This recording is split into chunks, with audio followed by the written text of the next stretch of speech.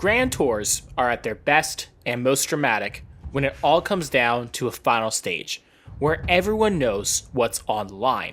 The most famous of these is, of course, the 1989 Tour de France, where Greg LeMond won the final time trial into Paris, taking the overall win by a scant 8 seconds.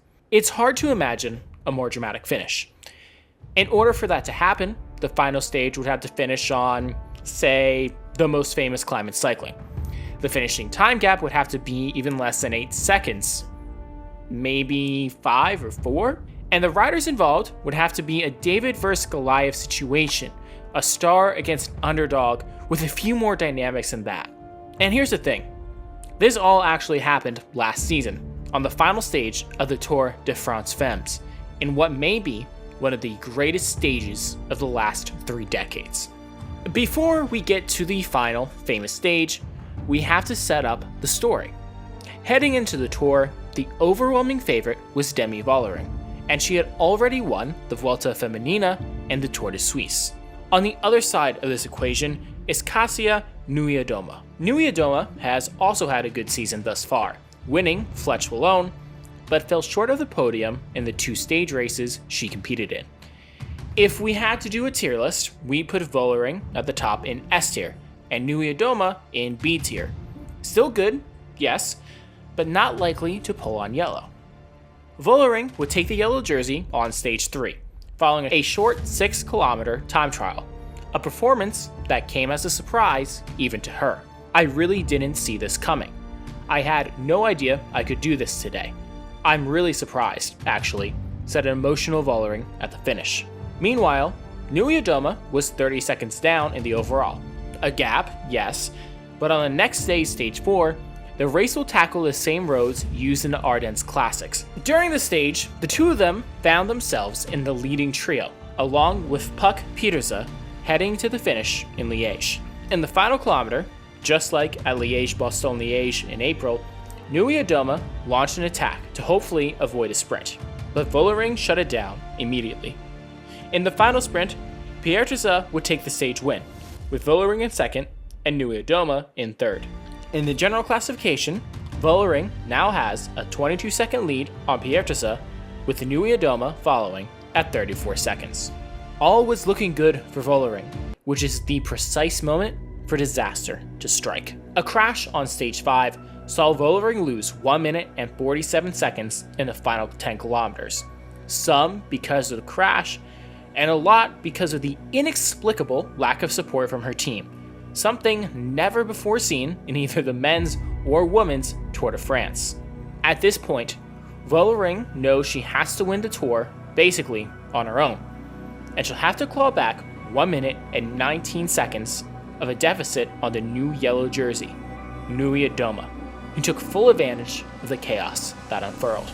So with that in mind, we jump ahead to stage 8, the final day of racing. Niewiadoma has a mere 27-second lead over Pieterse in second, and Vollering is 1 minute 15 seconds down in 8th place. The stage profile is tough. The peloton has to go over the above category Glandon, and finally, for the first time ever in the Tour de France Femmes, the Alpe d'Huez. Vollering will have to make a dramatic move. Yes, on paper, she is a better climber than Niewiadoma, but the power of the yellow jersey is a real thing. The further up the race gets on the Glandon, the further into the clouds they rise, an almost mythological feeling. The thing about myths is that someone has to write them, and Vollering decides to write her own. On one of the steepest slopes of the Glandon, she attacks, still with over 50 kilometers of racing to go. Echoes of Andy Schleck on the Izoard back in 2011 ringing loud.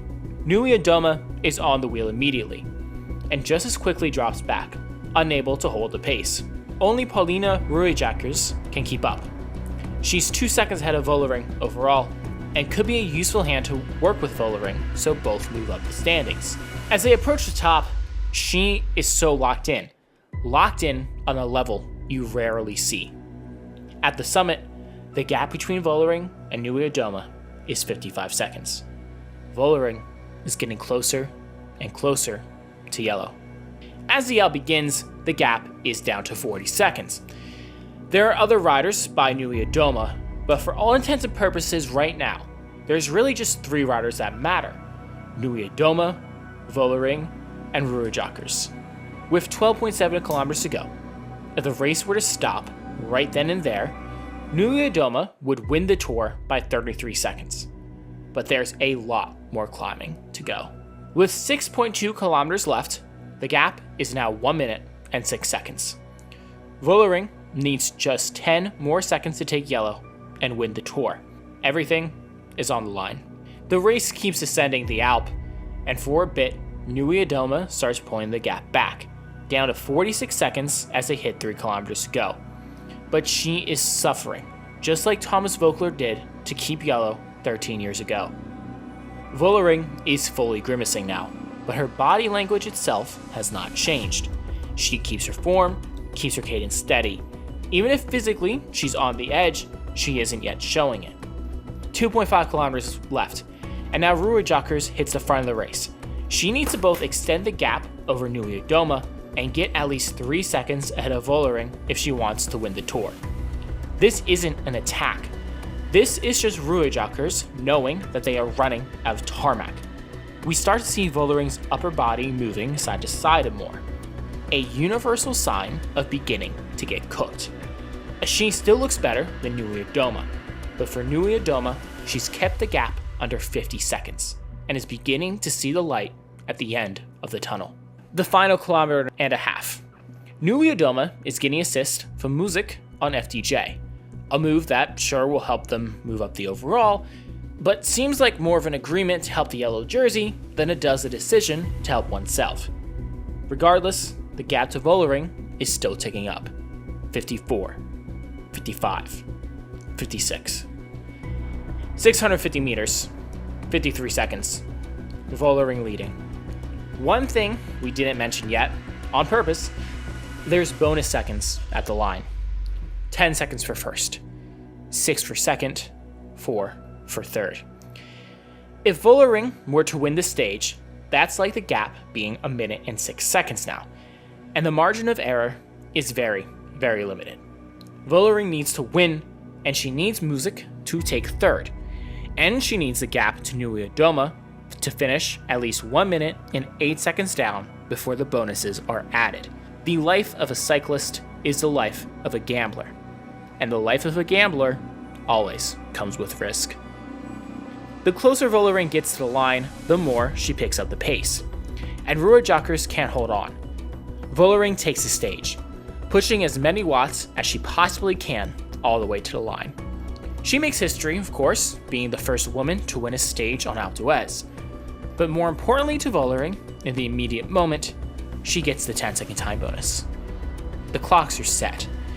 If Nui Adomah gets to the finish line in the next 1 minute and 6 seconds, she'll win yellow. Anything outside of that, and Vollering will take the overall.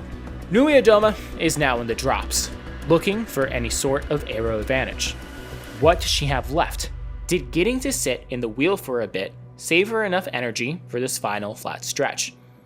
She looks fast, perhaps even faster than Vollering, who has just collapsed off her bike and is now sitting at the end of the road, staring at the clock and the finish line, unable to look away from the biggest moment of her career. Nui Adomah is out of the saddle coming out of the final corner, sprinting for the line. It's going to be so close.